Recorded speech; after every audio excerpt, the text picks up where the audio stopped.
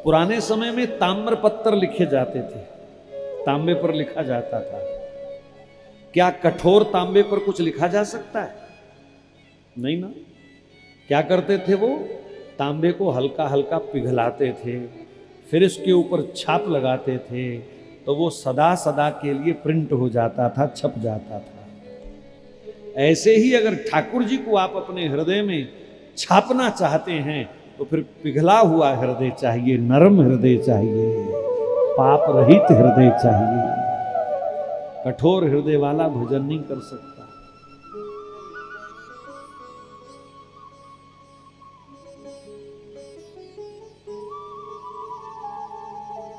तो सुखदेव जी कहते हैं, कलयुग में अनुकीर्तन की महिमा है। योगी जनों ने मुक्ति का यही उपाय सोचा है। हम बैठ करके 7 दिन कीर्तन करेंगे, भगवान की कथा करेंगे, लेकिन कीर्तन के कुछ नियम बताए, कथा के कुछ नियम बताए सुखदेव जी ने।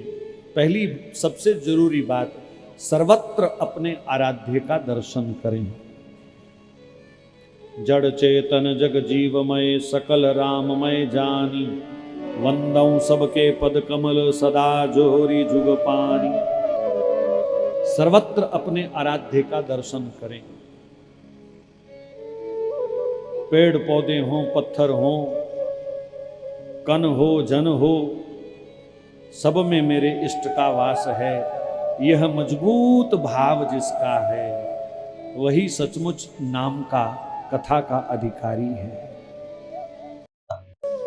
दूसरी बात बताई कथा वालों के लिए, कीर्तन वालों के लिए, जगत व्यवहार जितना जरूरी है उतना ही जगत व्यवहार में फंसो। फालतू अपने आप को फंसाने की कोशिश मत करो। जहां तुम्हारे बिना गुजारा हो सकता है वहां जाने से बचो। ये जो हमको वहम है ना, हमारे बिना दुकान नहीं चलेगी, हमारे बिना व्यापार नहीं चलेगा, हमारे बिना घर नहीं चलेगा, ये वहम है। अगर अभी आंख बंद हो जाए तो कुछ भी रुकने वाला नहीं है।